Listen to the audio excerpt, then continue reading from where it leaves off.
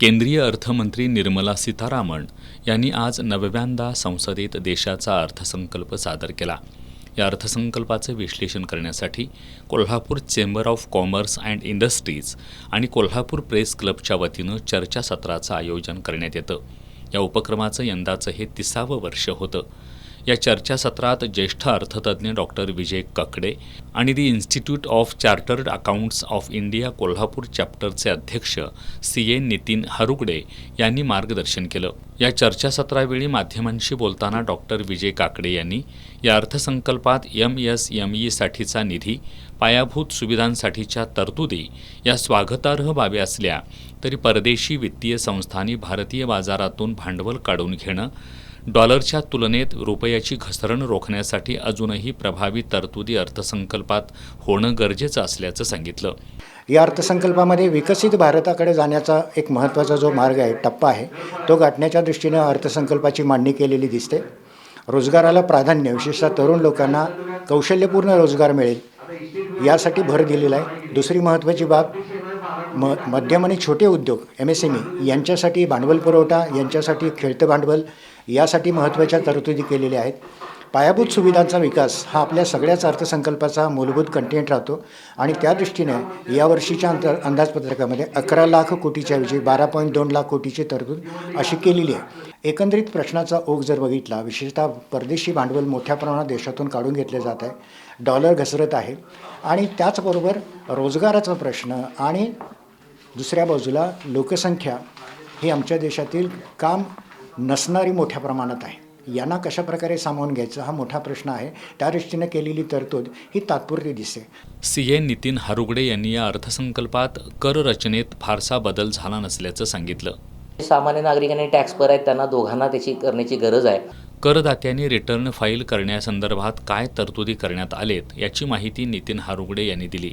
झालेली अशी म्हणजे की आपण बरेचसे जे टॅक्स पेअर्स आहेत, रिटर्न भरणारे नागरिक असतात, त्यांना माहीत असते की 31 जुलै तारीख असते, त्या अगोदर तुम्ही जर तो रिटर्न भरला तर तुम्हाला दंड लागत नाही. तर ह्याच्यामध्ये त्यांनी आता 2 प्रकारचे स्लॅब ठेवलेले आहेत. म्हणजे जे नॉन ऑडिट केस ज्याला आम्ही म्हणतो, म्हणजे ज्यांचं ऑडिट होत नाही त्यांची डेट 31 ऑगस्ट केलेली आहे. आणि जे सॅलरी रिटर्न भरणारे लोक आहेत किंवा ज्यांचं दुसरं कुठलं उत्पन्न नाही पण ज्यांना रिटर्न भरायचं आहे त्यांच्यासाठी 31 जुलै ठेवलेली आहे. त्यामुळे आम्हालासुद्धा चार्टर्ड अकाउंटंट म्हणून 1 महिन्याचा त्यांनी एक ब्रिदिंग स्पेस दिलेला आहे, जेणेकरून त्याच्यावरती व्यवस्थितप्रमाणे काम करता येईल. या व्यतिरिक्त असा एक नवीन मध्ये कायदा 2-3 वर्षापूर्वी आणला होता की एखादा रिटर्न भरणारी व्यक्तीचा रिटर्न चुकून भरायचा राहिला तर त्याला 31 डिसेंबरपर्यंत तो रिटर्न भरता यायचा आणि त्याच्यानंतर जर भरला तर त्याला 50% दंड भरून तो रिटर्न भरावा लागत होता. हा थोडासा रूल यावर्षी त्यांनी चेंज करून फक्त हा रूल पुढच्या वर्षी चालू होईल. तो 31 डिसेंबरचा त्यांनी 31 मार्च केलेला आहे. म्हणजे 31 मार्चपर्यंतसुद्धा तुम्ही त्याला एखाद्या व्यक्तीनं चुकून एखादं डिडक्शन क्लेम केल्याचं राहिलेलं आहे किंवा एखाद्या व्यावसायिकाने एखादा खर्च दाखवायचा राहिलेला आहे तर त्यासाठी त्यांना रिवाईज रिटर्न करता येत होता. तो 31 डिसेंबरचा त्यांनी 31 मार्च केलेला आहे. अशा एक मेजर चेंजेस इन्कम टॅक्समध्ये झालेले आहेत. या व्यतिरिक्त तसे इन्कम टॅक्समध्ये मोठे बदल सामान्य नागरिकांच्या दृष्टिकोनातून नाही आहे. कोल्हापूर चेंबर ऑफ कॉमर्सचे अध्यक्ष संजय शेटे या अर्थसंकल्पात व्यापारी उद्योगांना काय मिळालं नाही आणि काय गमावलं नाही अशी स्थिती असल्याचं सांगितलं. आम्ही व्यापारी उद्योग जे बघतोय की आम्हाला मिळणार काय, आम्हाला काही मिळालेलं नाही. ह्या अर्थसंकल्पात इन्कम टॅक्सचा स्लॅब आहे तसंच ठेवलेला आहे, पण MSME लोकांसाठी पायाभूत सोयी देण्यासाठी 10,000 कोटीची तरतूद केलेली आहे. डायबिटीस आणि कॅन्सरची औषधं स्वस्त होणार आहेत असं म्हटलेलं आहे. त्यासाठी बायो फार्मास्युटिकलसाठी 10,000 कोटीची तरतूद केलेली आहे. ही तरतूद प्रत्यक्षात लवकर द्यावी आणि हा जर फायदा बाजारामध्ये आला तरच काहीतर आमच्या पदरात पडणार आहे. 5 लाख लोकसंख्या असलेल्या शहरांना त्यांच्या पायाभूत सोयीसाठी मोठी तरतूद केलेली आहे. त्यामध्ये कोल्हापूरसाठी निश्चितच ह्या तरतुदीतनं येत्या काळात किती 1,000 कोटी येणार ही अपेक्षा आहे आम्हाला.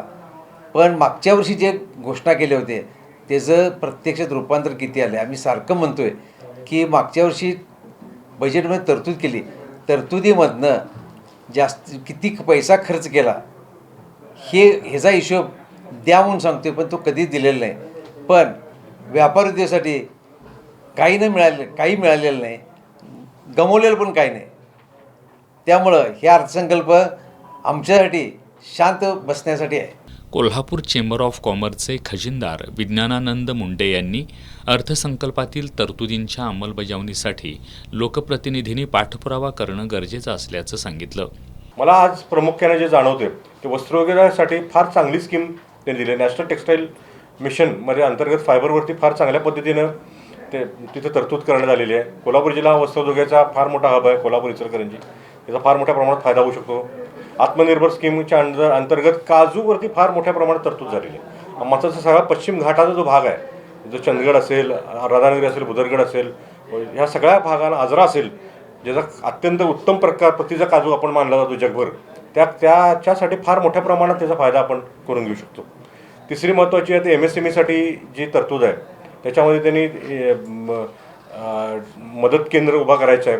आमच्या इंडस्ट्रियल असोसिएशनच्या मार्फत आपण ते निश्चितपणाने त्याचं इम्प्लिमेंटेशन करू शकतो. अखिल भारतीय ग्राहक पंचायतीचे कोल्हापूर महानगर उपाध्यक्ष कमलाकर बुरांडे यांनी या अर्थसंकल्पातील विकासात्मक संकल्पनांचं ग्राहक हित साधलं जाणार असल्याचं सांगत EPS पेन्शनधारकांसाठी कोणतीही तरतूद केल्याचं प्रथमदर्शनी दिसून येत नसल्याचं सांगितलं. इन्फ्रास्ट्रक्चर इन्व्हेस्टमेंट ही सर्व स्तरातल्या ग्राहकांसाठी ही अत्यावश्यक सेवा समजली जाते आणि सर्व स्तरातले ग्राहक किंवा नागरिक या अर्थानं म्हणाल तर त्यांना ती फलदायी असते. या सरकारच्या प्रत्येक बजेटमधलं बघितलं तर इन्फ्रास्ट्रक्चरवरचा जोर हा सतत आहे आणि त्यामुळं ही सुधारणा, ही विकसित गंगा ही अशीच वाहणार आहे आणि त्याचा सर्व स्तरातल्या ग्राहकांना हा नक्कीच फायदा होणार आहे.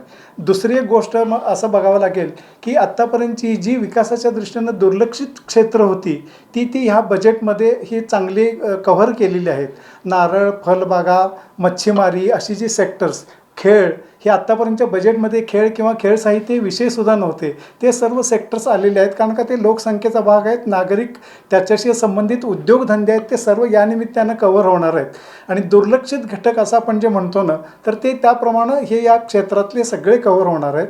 फक्त एक थोडंसं आपण जशी पॉझिटिव्ह बाजू म्हणतो तशी निगेटिव्ह बाजू अशी म्हणतो की एक इन्कम टॅक्स ॲक्टमधली पार्टनरशिपची जी एक तरतूद आहे, पार्टनरशिपला हा हायेस्ट टॅक्स बसतो सध्या.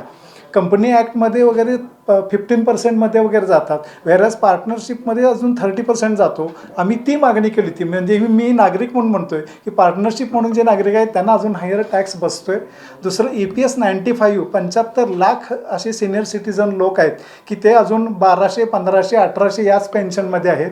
त्यांच्या मागणीचा विचार झालेला प्रायमा फेसिया तरी दिसत नाही. गुंतवणूक सल्लागार अनिल पाटील यांनी उत्पादन क्षेत्रासाठी दिलेल्या प्रोत्साहनामुळं हा अर्थसंकल्प गुंतवणूकदारांसाठी स्वागतार्ह असल्याचं सांगितलं. त्यामुळे मॅन्युफॅक्चरिंग हब हे भविष्याच्या दृष्टीनं मोठ्या प्रमाणात होण्यासाठी ह्या बजेटमध्ये त्यांनी चांगल्या पद्धतीनं निर्णय घेतलेला आहे आणि याचा मॅन्युफॅक्चरिंग उत्पादन क्षेत्रामध्ये गुंतवणुकीसाठी फार मोठी इथं संधी उपलब्ध आहे. त्याचबरोबर ऊर्जा क्षेत्रामध्ये सुद्धा त्यांनी बजेटमध्ये अलोकेशन केलेलं आहे. ऊर्जा क्षेत्रामध्ये येणाऱ्या 10 वर्षामध्ये 500 मेगावॅटचं त्यांनी उद्दिष्ट ठेवलेलं आहे. तर ह्या ऊर्जा क्षेत्रामध्ये सुद्धा आजपासून येणाऱ्या 10 वर्षामध्ये 3 पटीनं तिथं ग्रोथ दिसते. तर इथंसुद्धा गुंतवणुकीसाठी फार मोठी प्रमाणात क्षेत्र उपलब्ध आहे.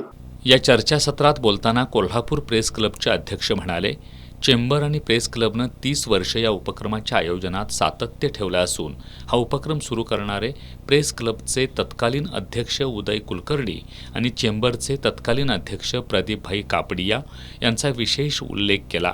या चर्चासत्राला चेंबरचे उपाध्यक्ष भरत ओसवाल, CA चेतन ओसवाल, सुनील नागावकर, दीपक गुंदेशा, चेंबरचे मानद सचिव प्रशांत शिंदे यांच्यासह चेंबरचे संचालक आणि विविध क्षेत्रातील मान्यवर उपस्थित होते.